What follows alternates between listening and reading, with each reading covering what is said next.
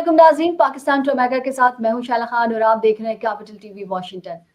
पाक और हिंद में जब भी स्टैंड अप कॉमेडी और मज़ाहिया अदाकारी की तारीख लिखी जाएगी, इसमें चंद नाम सुनहरी हुर्फों से लिखे जाएंगे, जिन्होंने अपनी सारी ज़िंदगी दूसरों के चेहरों पर मुस्कुराहटें बिखेरने में खर्च कर दी और अपने दिल में न जाने कितने गम छुपाकर मुसलसल जिद्दोजहद में मसरूफ़ रहे। पाकिस्तान की आलमी शोहरत याफ्ता अदाकार और कई फ़िल्मी जोहतों के मालिक उमर शरीफ ऐसा ही एक नाम थे, जिनको मुद्दतों याद रखा जाएगा। अ, अगर मैं आपको बता दूँ, अगर व्यूअर्स आपको याद हो कि हमने एक अपना प्रीवी एक शो किया था जिसमें हमने आपको बताया था कि उमर शरीफ साहब की जो बेटी हैं, उनका एक किडनी का ऑपरेशन हुआ था और उनका ट्रांसप्लांट हुआ था जो कि कामयाब नहीं हो सका था और उसके नतीजे में उमर साहब की जो बेटी थी वो इंतकाल कर गई थी। क्या उनके डॉक्टर को अरेस्ट कर लिया गया है और अब वो कहाँ हैं? ये और इन जैसे बहुत से सवालात के लिए आज हमने इनवाइट किया है आसिम सिद्दीकी साहब को, जो कि सीनियर एंकर एंड जर्नलिस्ट हैं। अस्सलाम वालेकुम आसिम साहब। जी, वालेकुम अस्सलाम। आसिफ साहब, आपको याद है हमने शो किया था ज़री साहिबा के साथ और उन्होंने पूरी तफ़सीलात बताई थी कि किस तरीके से जो उनकी बेटी हैं उनको ले जाया गया था और किसी ऐसे डॉक्टर से इलाज कराया गया था जो कि जो जो उनकी जान को ख़त्म करने का सबब बना और वो किडनी ट्रांसप्लांट सही तरीके से नहीं हो सका था, बल्कि ये कहना चाहिए कि एक जाली डॉक्टर थे। तो क्या आपके इल्म में है इस स्टोरी का एंड, या यूँ जी, कहूँगी कि वो डॉक्टर साहब पकड़े गए या नहीं गए?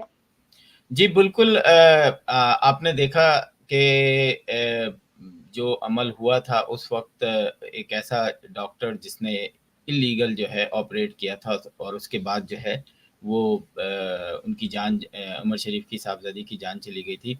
और उसमें हमने जब प्रोग्राम किया था तो हमने वो जो उमर शरीफ मरहूम की वाइफ़ हमारे साथ थी ज़री जी, तो उन्होंने हमें सारा कुछ बताया था कि किस तरीके से उमर शरीफ पाकिस्तान से बाहर थे और उनके बेटे ने किस तरीके से जो है ये सारा अमल किया था और अपने तौर से किया था और किस तरीके से इसमें पैसा इन्वॉल्व था और किस तरीके से अदालत में जाके उस डॉक्टर को पहचानने से इनकार कर दिया था। आज वो बेटा जो है वो अमेरिका में मौजूद है। मेरे ज़राए बता रहे थे कि वो अमेरिका आए हुए हैं और फिर मुझे पता चला कि वो डॉक्टर पाकिस्तान में गिरफ्तार हो गया है। तो हमने अपने इस्लामाबाद के जो रिपोर्टर हैं उनसे रिक्वेस्ट की है कि उस डॉक्टर की तमाम तफसीलात हमें पहुँचाएँ और जैसे ही वो हमें मिलेंगे सारी रिपोर्ट जो हमें मिलेगी, हम एक प्रोग्राम रखेंगे उसमें ज़री साहिबा को और उमर शरीफ के साहबज़ादे जो अमेरिका में मौजूद हैं, उनको भी यहाँ पर बुलाएँगे और अपने प्रोग्राम में और फिर जो है अपना एक प्रोग्राम करेंगे जिसके उमर शरीफ के साहबज़ादे जो हैं उनके ऊपर जवाद मेरा ख़्याल है उनका नाम है। बहुत ज़्यादा एलिगेशन लगे हुए हैं उनके ऊपर और मैं समझता हूँ कि इस प्रोग्राम के तवज्जुह से अगर वो कहीं पैसे माँग रहे हों या पैसे की रिक्वेस्ट कर रहे हैं, तो उमर शरीफ ने खुद उनसे बहुत सारी ऐसी बातें उनसे मंसूब की थी और आपको याद है कि उन्होंने कहा था कि अगर मेरी बेटी को कुछ हो गया जवाद तो मैं तुझे लाहौर में टाँगें तोड़ के भीख मँगवाऊँगा और फिर उनकी बेटी के मरने की खबर उन तक पहुँची। तो एक ऐसा आदमी जो कि दुनिया को हँसाता था, दिल में कितने दुःख लेके चला गया। एक अफ़सोसनाक अमल है। नाज़रीन हम इसकी अगले हफ़्ते जो है पूरी रिपोर्ट आपको देंगे।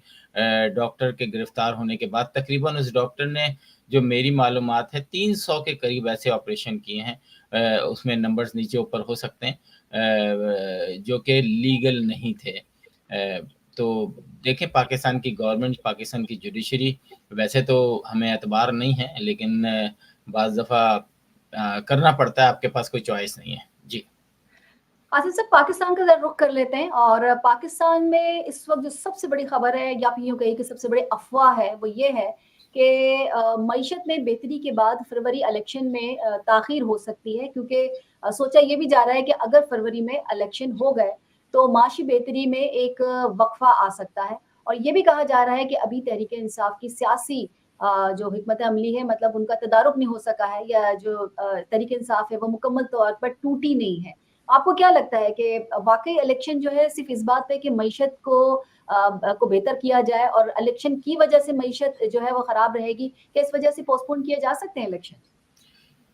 देखिए मैं अभी मैंने इंटरव्यू लिया था डॉक्टर आबिद का जो कि पीएचडी हैं और पाकिस्तान की तकरीबन हर गवर्नमेंट में जो है वो रह चुके हैं। पाकिस्तान की मईशत पे बहुत अच्छा उनका अच्छा पाकिस्तान की मईशत को बड़ा अच्छा देखते हैं। तो उनसे प्रोग्राम करके मुझे ये उम्मीद लगी कि इलेक्शन होंगे, टाइम पर होंगे, क्योंकि पूरी दुनिया जो है इस वक़्त जो मुश्किलात में तो घिरी हुई है। पाकिस्तान को सख्त तरीन फ़ैसले लेने हैं, दूसरे मुल्कों से कॉन्ट्रैक्ट साइन करने हैं और वो निगरां हुकूमत किस तरह करेगी, उसको इख्तियारात नहीं है। वैसे ही वो अपने इख्तियारात जो है आपको भी पता है, मुझे भी पता है, वो अब्यूज़ तो कर ही रहे हैं जो उनके इख्तियारात नहीं हैं। अभी डिप्टी में नैब की बात चल रही थी चेयरमैन की, तो उनकी जो मराहत हैं, उनको में क्या इज़ाफ़ा किया गया है। मतलब देख के भी अफ़सोस होता है कि हम एक तरफ तो गरीब तबका जो है उसको बिजली के यूनिट कहाँ दे रहे हैं, जहाँ मतलब और दूसरी तरफ 600 यूनिट जो हैं, वो फ्री में दिए जा रहे हैं सरकारी मुलाज़मीन को। और जबकि सुप्रीम कोर्ट या हाई कोर्ट का फ़ैसला है, मुझे नहीं पता ये सही है कि नहीं है कि आप गवर्नमेंट के जो मुलाज़मीन हैं, उनको फ्री बिजली देना बंद करें। तो होप तो रखनी चाहिए, अगर मैं और आप होप नहीं रखेंगे तो फिर तो मायूस हो जाएँगे और मायूसी गुनाह है। तो क्या करें, मजबूरी है। जी। आसिम साहब, अदालत में जैसे आप कह रहे हैं कि इस वक़्त जो केयर टेकर गवर्नमेंट है, वो अपने अख्तियार से तजावुज़ कर रही है। अदालत जो है उसने पेशावर हाई कोर्ट का जो आम इंतखाबात तक का तरक्याती काम रोकने का हुक्म भी दिया है उसने, यानी वफाकी और सूबाई दोनों निगरां हुकूमतें जो हैं वो अदालत कहती है कि तरक्याती कामों में इतनी दिलचस्पी क्यों ले रही है? 8 फरवरी दूर नहीं है, इलेक्शन के बाद तरक्याती काम जो है वो इलेक्टेड गवर्नमेंट को करने चाहिए और इस लिहाज से उन्होंने पेशावर हाई कोर्ट ने आम इंतखाबात तरक्याती काम रोकने का हुक्म भी जारी कर दिया। जी, ये हमेशा होता है कि जब भी निगरां हुकूमत आती है, तो वो इस किस्म के कोई काम नहीं कर सकती। उसकी हुँ, वजह ये है कि उसका इन्फ्लुएंस जो है वो इंतखाबात पे पड़ सकता है और हुँ। मैं तो पहले ही क्वेश्चन मार्क दे चुका हूँ आपको कि बहुत सारे ऐसे काम हो रहे हैं जो नहीं होने चाहिए। लेकिन मैं आप वहाँ बैठी हैं, मैं अमेरिका में बैठा हूँ, ना आप कुछ कर सकती हैं, ना मैं कुछ कर सकता हूँ।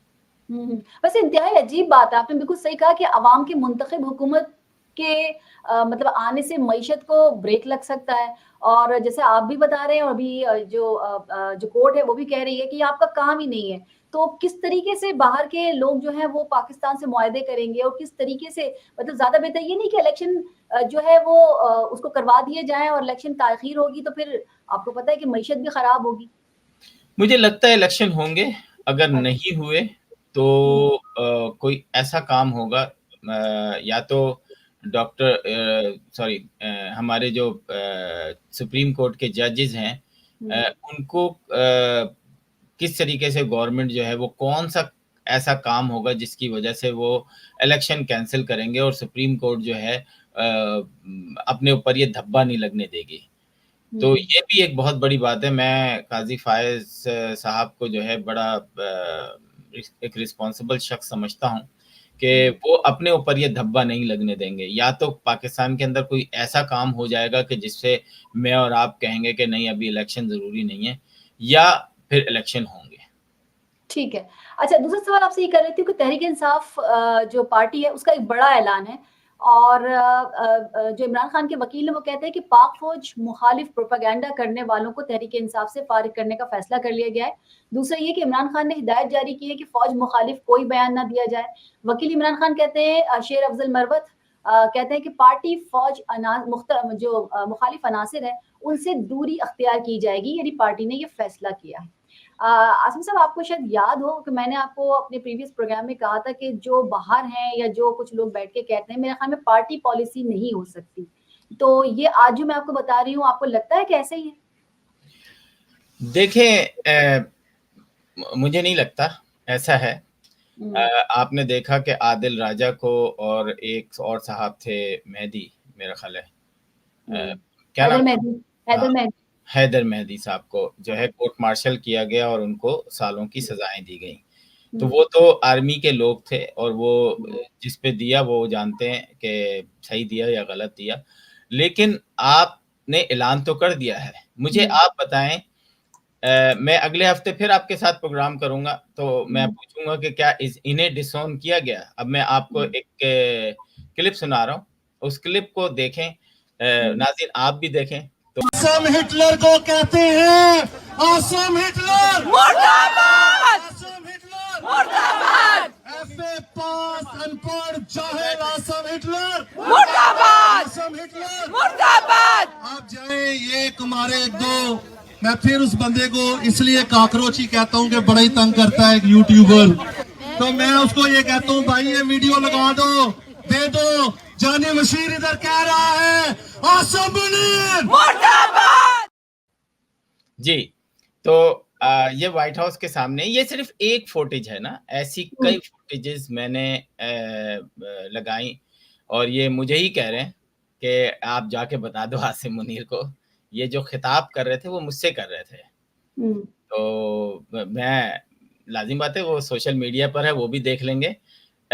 इसके ये फैसला हुआ है कि डिसोन किया जाएगा, ये भी फैसला हुआ है कि 2021-22 में जो भी सोशल मीडिया अकाउंट्स बने हैं, जो चंद 100 के हैं, चंद 1000 के हैं, और वहां से फिर जिस तरीके से फौज मुखालिफ बातें की जाती हैं, उस पर भी नजर रखे हुए हैं। मेरे ख्याल में अच्छा किया, थोड़ा देर से किया लेकिन अच्छा किया। शैला, मसला ये है कि अगर एक कारकुन करे ना, एक ऐसा कारकुन करे जिसके पास कोई जिम्मेदारी नहीं है, तो बात समझ में आता है, लोग जज्बाती हो जाते हैं ना।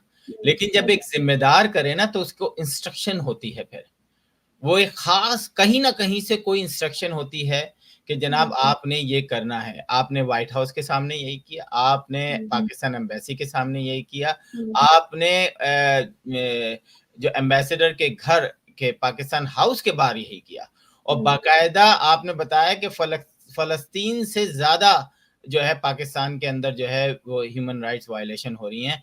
तो मैं कहता हूं कि जब तक ये लोग जो है डिसोन नहीं होते, उस वक्त तक पीटीआई जो भी कह रही है वो झूठ है। अब मैं आपको कुछ दिखाता हूं जो कि सोशल मीडिया पे जिम्मेदार सेक्रेटरी लेवल का बंदा जो है वो किस तरह ट्वीट कर रहा है, आप वो देखें।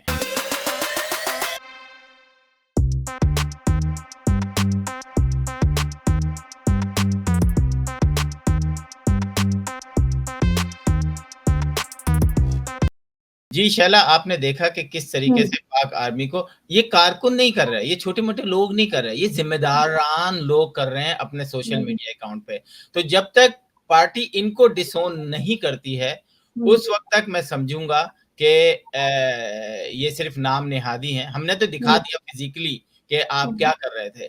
तो और मेरे ख्याल में वो भी फिर वो दिखाते हैं, जिस वक्त ये कहा जाता है कि जी फौज ही करे, फौज के मुखालिफ ही करे, फिर वो भी सोशल मीडिया पे मरियम नवाज का फिर वो लेकर आते हैं, ये जो दहशतगर्दी है इसके पीछे वर्दी है, टांगे कांप रही थी, पसीने आ रहे थे, और ये जो हड्डियों से गूदा ले जाते हैं और नोच लेते हैं, सर वो भी फिर लाइन से लगाते हैं और फिर सर में दर्द होता है कि बिल्कुल, मैं समझता हूँ कि हर पार्टी जो है वो अपने अंदर एहतसाब रखे।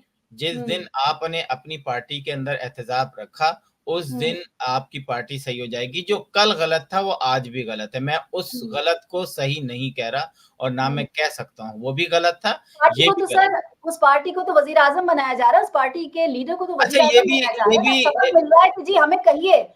ये भी एक बड़ी अजीब सी बात है कि मैं समझता हूं कि अगर कोई MPa MNA x MPa MNA public में आके ये कहता है कि जी हमारी बात हो गई है, हम जीत जाएंगे, आप हमें ही वोट दीजिएगा, तो मैं समझता हूँ लाना तो उस शख्स पे, उसके मुंह पर एक थप्पड़ मारो और बोलो कि तुम लोग हो ये गद्दार, तुम लोग इस मुल्क के गद्दार हो। नहीं सर नहीं, ये बात तय कैसे दी कि हमारी बात हो गई है? तुमने उस इदारे को भी कंट्रोवर्शियल कर दिया।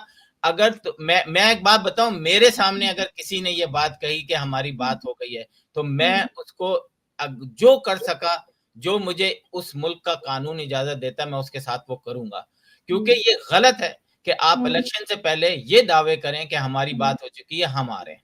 ये अवाम का हक है, उनका राइट है कि वो किसी को भी वोट दें और वो आए। तो सर ये प्रोटोकॉल, वजीर आजम को प्रोटोकॉल कौन दे रहा है नवाज शरीफ साहब को?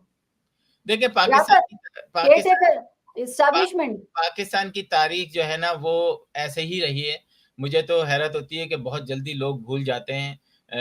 कराची के अंदर भी ऐसे ही थी। जब बेनजीर भुट्टो साहिबा को ज़ियाउल हक ने मुल्क बदर किया, उस वक्त भी यही सब कुछ था।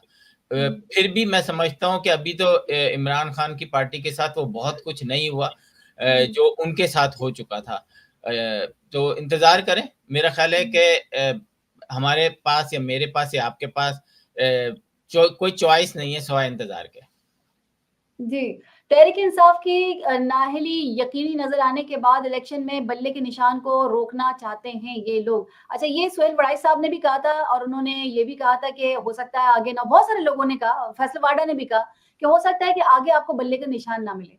उसे रोकने के लिए भी क्या किया गया। अब मसला ये है कि जब उन्होंने इलेक्शन कमीशन ने ये कहा कि आपकी जो इंटर पार्टी इलेक्शन है वो करा लिए जाएँ, और ये इंटर पार्टी इलेक्शन ना नवाज़ शरीफ के लिए कहे गए, नून लीग को कहे गए, ना पीपल्स पार्टी के लिए कहे गए, सिर्फ कहे गए तहरीक इंसाफ को। कैसे देखते हैं क्या होने वाला है? क्योंकि अब तो खैर उन्होंने अपना जैसे कहना चाहिए कि इमरान खान जो है वो लीडरशिप से हट गए हैं। लेकिन वैसे आप इस चीज़ को, इलेक्शन कमीशन का जो ये फैसला था, इसको कैसे देखते हैं? देखें, पिछले दिनों हमने स्पेसेस पर भी बहुत सारी चीज़ें सुनी, खबरों पे भी बहुत सारी चीज़ें सुनी। पीटीआई की पार्टी के अंदर एक जो इंतशार था वो खुल के सामने आया, वो भी हमने देखा। एक पार्टी ये है कि वो हर सूरत में कहती है कि हम इलेक्शन में जाएँगे और हम इलेक्शन जीत कर आएँगे। चाहे खंबे को भी वोट देना हो, हम खंबे को भी वोट देंगे। लेकिन दूसरी तरफ लोग कहते हैं कि नहीं, इमरान खान को 5 साल इंतज़ार करना चाहिए और इस 5 साल में अपनी टीम को मज़बूत करें, अपनी टीम को चारों सूबों में, क्योंकि उसका इमरान खान के पास जो लोग हैं, वो फ़ैन भी हैं उसके। वो पॉलिटिक्स को इतना नहीं समझते, लेकिन अंधा एतमाद करते हैं। तो उस अंधे एतमाद को अगर आप अभी लेकर आएँगे, तो आपको सिर्फ़ नुकसान उठाना पड़ेगा। आप 5 साल इंतज़ार करें और अगले इलेक्शन में जो है भरपूर तरीके से हिस्सा लें। अब ये लेकिन 2 सर तरफ के जो मशवरे हैं, जो पीटीआई के लोगों को दिए जा रहे हैं, उसके बाद ये जो तीसरा एक बड़ा लॉयर्स का एक अपना एजेंडा है, एक अपना पीटीआई के अंदर एक मुकाम है, और आपने देखा कि एक लॉयर ही जो है वो चेयरमैन भी बने। तो मैं समझता हूँ आने वाले दिनों में आप देखिएगा कि अगर क्योंकि हमने देखा कि इससे पहले भी बहुत सारे लॉयर आए और वो कंप्रोमाइज़ होते हुए नज़र आए। आपने देखा कि मीडिया को एक ख़ास तरीके से ओपन किया जा रहा है। तलत हुसैन के प्रोग्राम को अब मैंने देखा कि बदतरीन निशाना बनाया था पीटीआई के लोगों ने। आज तलत हुसैन को मिलियंस ऑफ लोगों ने सिर्फ इसलिए देखा, और पीटीआई की तमाम स्पेसेस और तमाम टॉप के लीडरों ने तलत हुसैन को जो है वो अपनी सोशल मीडिया पे जगह दी है। तो ये चेंजेस जो हैं, ये कहीं नेगेटिव भी नज़र आ रही हैं, कहीं पॉजिटिव भी नज़र आ रही हैं। बल्ले का निशान मैं नहीं समझता कि जब तक पार्टी जो है वो किसी उस पे पाबंदी ना लगे, उस वक़्त तक कोई किसी से निशान नहीं ले सकता। तो पाकिस्तान में तो सब कुछ हो रहा है। अब आपको मैंने बताया कि बिलावल भुट्टो वहाँ पीपल्स पार्टी से लेके उनके कौन से इंट्रा पार्टी इलेक्शन हो चुके हैं। आपको नवाज शरीफ की पार्टी में कौन से इंट्रा पार्टी इलेक्शन हो चुके हैं। एक बंदा जो अंदर है वो किस तरह से इंट्रा पार्टी कराएगा, और फिर उसके बाद उसके जो मसाइल थे, इन्हीं मसाइल में इजाफा, फिर इजाफा और इजाफे पर इजाफा, जिसकी एक मिसाल हाजरा खान है। किताब की मतलब अभी तक उसको पब्लिश नहीं किया, अच्छी तरह से छपाई नहीं हुई है, उसकी बाइंडिंग नहीं हुई है। कहती मेरे पास तो पैसे नहीं है, मगर 5 स्टार होटल में हाई टी के साथ-साथ किताब की रुनमाई के उनके पास पैसे थे। मैंने भी हाजरा साहिबा का बहुत इंटरव्यू सुना, तो मैं समझता हूँ कि ताली जो है वो अगर दोनों हाथ से बची है तो इनको टीवी पे नहीं आ सकती थी ये। क्योंकि जहाँ अगर इमरान खान ने ये सब कुछ किया है तो आप भी उसमें शामिल थी। तो ये तो गलत कहना है कि जी मुझे उसने यूज़ किया, तो आप भी खुद यूज़ हुई।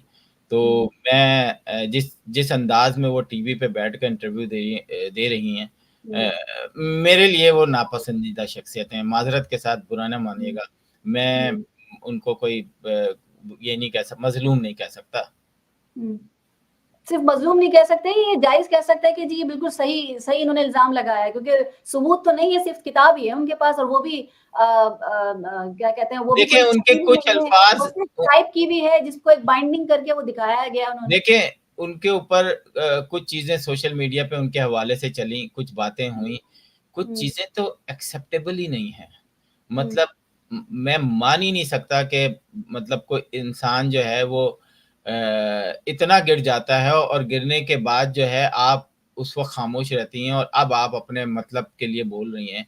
रेहाम खान ने भी किताब लिखी थी, वो मेरा ख्याल है कि आपने तो हदूद ही क्रॉस कर दी है ना, वो तमाम। और मेरा नहीं ख्याल कि आप ये किताब अगर आपकी छपी तो आप अंदर होंगी, क्योंकि अगर यहाँ पे नहीं तो पीटीआई के लोग आपको इंटरनेशनली सू करेंगे और कहीं ना कहीं आपको पकड़ेंगे। आप इंग्लैंड में तो नहीं छपी, इंग्लैंड में तो उन्होंने कोशिश की थी, लेकिन वो कह रहे हैं कि वहां पर ये पब्लिश नहीं हुई। और अभी भी जो उनके पास मतलब जो चीजें हैं इस वक्त, वो कह रही हैं कि इसमें कुछ चीजों को मैंने निकाल दिया है। तो ये जो इस वक्त किताब उनके हाथ में थी, उसमें वो चीजें नहीं थी जो कि वो पब्लिश करने के लिए लेके गई थी। ख्वाजा साद रफीक का बड़ा इंटरेस्टिंग एक ट्वीट था, आप ट्वीट दिखा रहे थे आज। इंतखाबात को सस्ता बनाने के लिए इलेक्शन कमीशन को फौरी इकदाम करने चाहिए, यानी पब्लिसिटी के लिए जगह मखसूस की जाए, गली गली इलेक्शन दफातर का कयाम, अखराजात और बाहमी तनाव इससे बढ़ेगा तो वो कम किया जाए, इनकी तादाद महदूद रखी जाए, इलेक्शन डे पर पोलिंग कैंप्स जो है वो खत्म किए जाए, इंतखाबी जलसों के लिए चौक चौराहे बंद करने की इजाजत ना दी जाए, वोट खरीदो फरोख्त का कानून नाफिज करने वाले इदारों की मदद से रोका जाए। यानी इलेक्शन से पहले इलेक्शन के लिए इलेक्शन सरगर्मियों में पाबंदी की दरख्वास्त की है उन्होंने। देखिए, ये सारी पाबंदी लगाने के लिए जो है ना एक बहुत बड़ी फौज चाहिए, और उस फौज को जो है वो फौज आपके बॉर्डर्स पर भी है, और आजकल जो हालात हैं आपके, वो आपके सामने हैं। वो तो सर घर घर शहर शहर है वो तो ये हमने माजी में भी देखा, जिसकी जहां चली, चाहे चारों सूबों में जब जो जिसके पास पावर हुई उसने जो है धांधली की, चाहे वो कोई भी जमात हो। पाकिस्तान की तमाम सियासी जमातों को जहां पर भी मौका मिलता है वो अपना फायदा उठाते हैं, जाली वोट लगाते हैं, मोहर लगाते हैं और उनको यूज करते हैं। तो ये कोई नई बात नहीं होगी कि इस दफा वो भी गलत है, और जो होने जा रहा है अगर इस तरह का है और लोग यूज करेंगे पावर अपनी, तो उसे भी हम गलत ही कहेंगे। लेकिन मैं समझता हूँ कि अगर इलेक्शन हो तो इंटरनेशनल सहाफ़ियों को भी जो है इजाज़त होनी चाहिए कि वो आए और सिक्योरिटी के जो है उनको सिक्योरिटी तमाम मामलात वो देखें, पता चले उन्हें कि कितना फेयर हो रहा पता है। चले कि जी एक पोलिंग बूथ पे क्या हुआ, दूसरे पोलिंग बूथ पे क्या हुआ। तो सारों को तो कवर नहीं कर सकते, लेकिन ये है कि थान जो है वो उसका पहला वो जो गज है ना, उसको देख के अंदाजा हो जाता है कि पूरा थान कैसा होगा। ठीक है। इस्लामाबाद हाई कोर्ट ने एवनफील्ड रेफरेंस में साबिक वजीर आजम नवाज शरीफ की सजा का फैसला कलअदम करार दे दिया, और अदालत ने यह भी किया कि नवाज शरीफ की 10 साल की सजा जो जुर्माने को भी कलअदम करार देते हुए नवाज शरीफ को बरी किया है। कैसे देखते हैं आप इसमें इसको? देखें, ये सवाल जब नवाज शरीफ से पूछा तो उन्होंने कहा ये सब अल्लाह ताला ने किया है। तो ये अल्लाह के खास बंदों ने भी किया, ये भी तो हो सकता था। तो अब मैं इसके बाद में क्या जवाब दूं कि एक ऐसे उनके पर जिस तरह केसेस बने थे, जिस तरीके से उनको लाया गया था और जिस तरीके से बाहर भेजा गया था, और बाहर भेजने के बाद जिस तरीके से उनके घर में 3-4 साल जो है बाहर लोग खड़े हुए थे, उसके बाद जिस तरीके से वापसी हुई है, जिस तरीके से पूरे जो मुकदमात हैं वो वापस हुए हैं, और अब वो सादिक और अमीन की तरफ जो है कदम बढ़ा रहे हैं। तो यही सियासत है पाकिस्तान की, मैं समझता हूँ। मुझे पता है क्या एक होप होती है, मुझे एक होप ये होती है कि जब हम ये, मैंने पहले तो बहुत अरसा पहले तो जो चीजें हैं मुझे शायद वो इतना याद भी नहीं है, और वो इतने पुराने 70s के और 60s के वो मुझे नहीं इतना अंदाजा। लेकिन अब हम देख के मुझे लगता है कि जो इमरान खान पे 150, 250, 200, 400, 500 जितने भी हैं, ये भी मुझे लगता है कि ये एक वक्त आएगा कि ये भी सब खत्म हो जाएंगे, और फिर हम मतलब किसको ब्लेम दे रहे होंगे। अब हम इसको सही नहीं समझ रहे, नवाज शरीफ जब गलत थे, नवाज शरीफ अब गलत हैं, ये लोग जो हैं जो कि नजर नहीं आते, दिखाई नहीं देते, वो उस वक्त गलत थे, इस वक्त गलत है। इमरान खान इस वक्त बहुत खराब है, बहुत गलत है, सब ये किया और ये किया, और उसके बाद जब वो आएंगे तो यही पर इमरान खान अच्छे भी होंगे। तो ये समझ नहीं आती, जो लोग हैं बड़े, उनको अपनी इज्जत का या अपनी उस रेपुटेशन का कोई ख्याल नहीं कि आज हम क्या कहते हैं, कल इस 24 करोड़ 25 करोड़ आवाम को फिर हम बेवकूफ बनाएंगे कि अब ये सही है। जिस मुल्क का चीफ जस्टिस जो है अपने हाथों से शराब की बोतल पकड़े और उसके बाद जो है वो शहद की बोतल साबित हो जाए, तो आप क्या समझती हैं? कानूनन जो है, कानून जो है ना वो उसको घुमाना फिराना जो है ना, ये लॉयर्स बड़ी अच्छी तरह जानते हैं। कत्ल का मुकदमा पाकिस्तान के अंदर कितने रेप हुए, कितने कत्ल हुए हैं, जो कि अगर आप 1 दर्जन ऐसे केसेस हुए जो कि बैनुल अक़वामी मीडिया ने उठाया है, जो इस्लामाबाद में हुए हैं, कराची में हुए हैं, सिंध में हुए हैं, लाहौर में हुआ है, मुझे बताएं उनमें से किसी एक रेपिस्ट को, एक कातिल को सजाए मौत अभी तक दी गई है? नहीं। किसी को नहीं। तो फिर हम कैसे अंदाजा कर लें कि कातिल कह रहा है कि हाँ मैंने कत्ल किया है, सारे सबूत मौजूद हैं, लेकिन आप उसको सजा नहीं दे रहे। तो उस जुडिशरी से उसे हम किस किस्म का इंसाफ मांगने के लिए बेताब रहते हैं। हमें पता है कि कंप्रोमाइज जुडिशरी है, नीचे से लेकर ऊपर तक आपको सिस्टम चेंज करना पड़ेगा। एक पुलिस वाला जो है पकड़ा जाता है डीएसपी लेवल का, और वो घर में डकैती कर रहा है, पुलिस मोबाइल अपने साथ ले जाके, और उसकी जो है वो तस्वीरें निकलती हैं वजीर आला साहब के साथ, बिलावल भुट्टो के साथ। मतलब शर्म आती है किस्से गिनाते गिनाते। सिंध गवर्नमेंट अभी एक और 4 लोगों को अंदर किया गया है कि जी वो ड्राइवर कह रहा है मैंने रोका। भाई आप तो मोबाइल के ड्राइवर हो, आप कैसे हुक्म दे सकते हो? कॉन्फ्लिक्ट ऑफ इंटरेस्ट तो यहीं आ जाता है कि ड्राइवर जो है वो कैसे कह सकता है कि हाँ भाई वो वाली गाड़ी को रोको, हाँ भाई उस गाड़ी को टार्च मारो। ड्राइवर की औकात क्या होती है वो आपको भी पता है, मुझे भी पता है। तो अब पुलिस का महकमा क्या कर रहा है, अदालतें क्या कर रही हैं, जजेस क्या कर रहे हैं, इतना बड़ा क्वेश्चन मार्क है ये हमारे उस पर। लेकिन फिर भी हम मायूस नहीं हो सकते क्योंकि मायूसी गुनाह है। तो बस इंतजार करें, क्या पता। एक और दिलचस्प बताती हूँ मैं आपको बात कि एवनफील्ड जो केस है इसमें हुआ ये कि नैब की दिलचस्पी का आलम मैं बताती हूँ कि नवाज शरीफ के वकील जो थे वो दलाइल दे रहे थे और ऐसा लग रहा था कि जैसे नैब प्रोसिक्यूटर जो है वो सो रहा है। तो उसी लम्हे जस्टिस गुल हसन औरंगजेब जो थे उन्होंने नैब प्रोसिक्यूटर से पूछा कि आप नोट कर रहे हैं, आप नोट कर रहे हैं ना कि ये बात बहुत अहम हो रही है? तो वो कहते हैं कि जी मैं लिख रहा हूँ। तो नैब प्रोसिक्यूटर ने जवाब दिया, तो जिस पर गुल हसन साहब कहते हैं कि कैसे लिख रहे हैं, आपके हाथ में तो कोई कलम ही नहीं है। जब उनके पास कलम नहीं है तो कैसे लिख रहे थे? वो टाइम पास कर रहे थे। मैं आपको बताऊं कि जब आप दूसरे मुल्कों में जाके उसकी जुडिशरी देखते हैं, उनकी अदालतें देखते हैं, फिर आपको अंदाजा होता है कि आप किस दलदल में जिंदगी गुजार रहे हैं। जहाँ पे लॉयर्स जो हैं वो कानून को जूते की नोक पे रखते हैं। अभी आपने कल या परसों देखा कि एक रिक्शा ड्राइवर को गोली मार दी लॉयर ने, और बड़े मजे से रिक्शे में बैठ के ही चला गया। आपने ये देखा कि लॉयर्स मिलके अपनी ही बिल्डिंग को तोड़ रहे हैं, गमले मार रहे हैं, शीशे तोड़ रहे हैं, कैबिन तोड़ रहे हैं, किसी को सजा नहीं मिली। तो सबसे बड़े जो बदमाश हैं तो यही लॉयर्स हैं।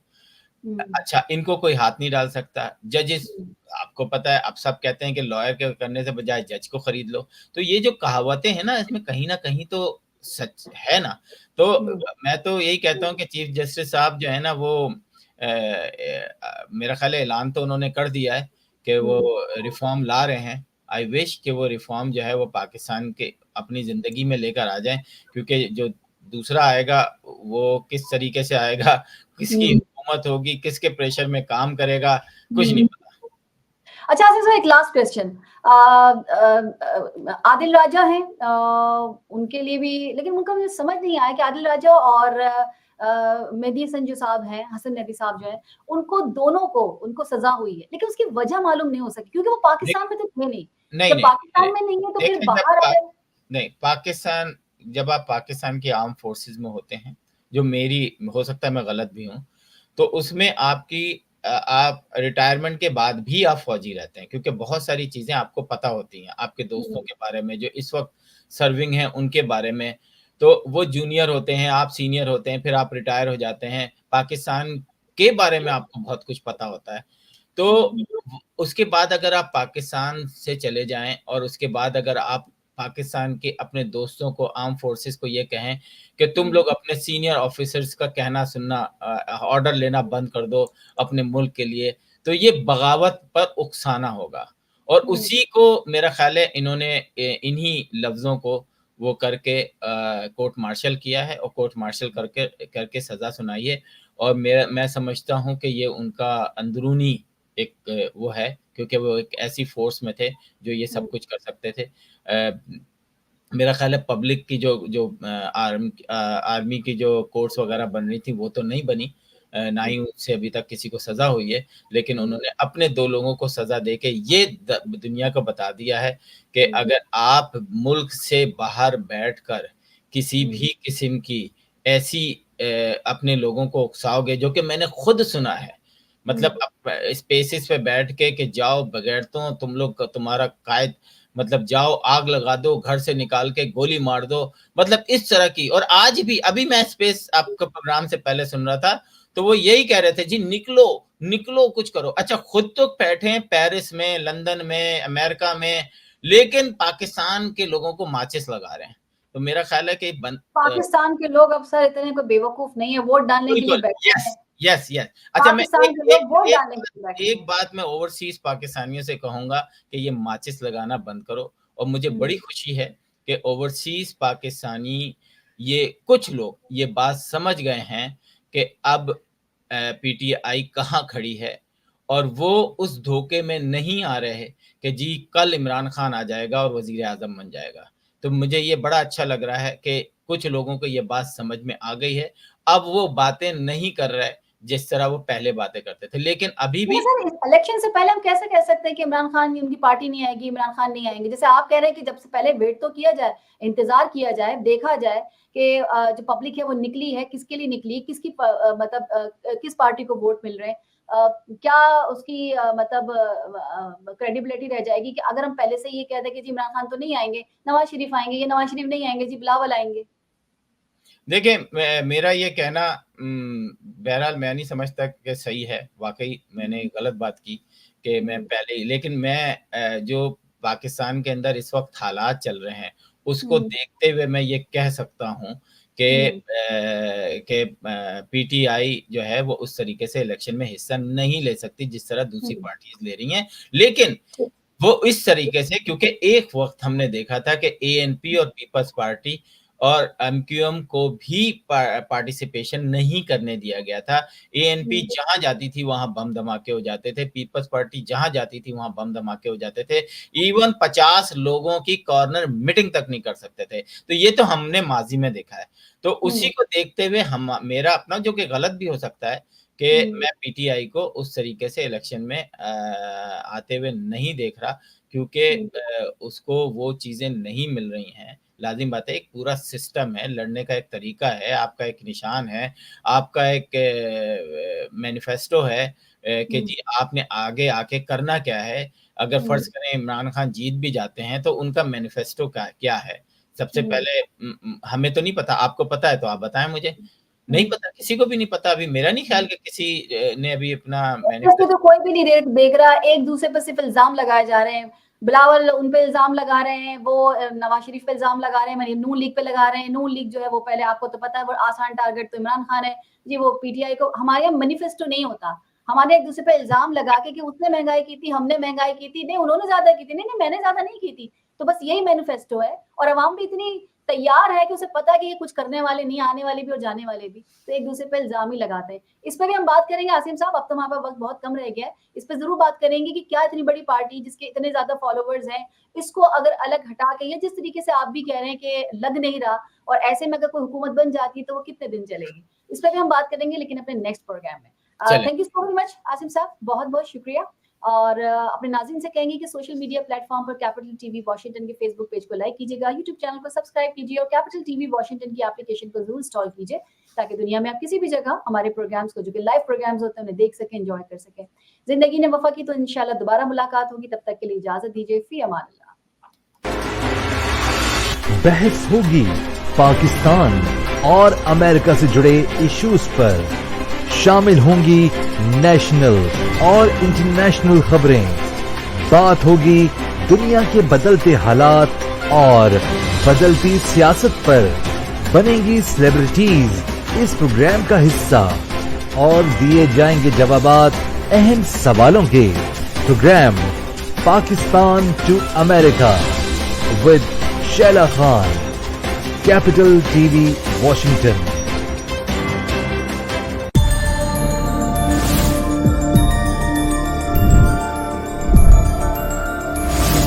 You are watching Capital TV Washington.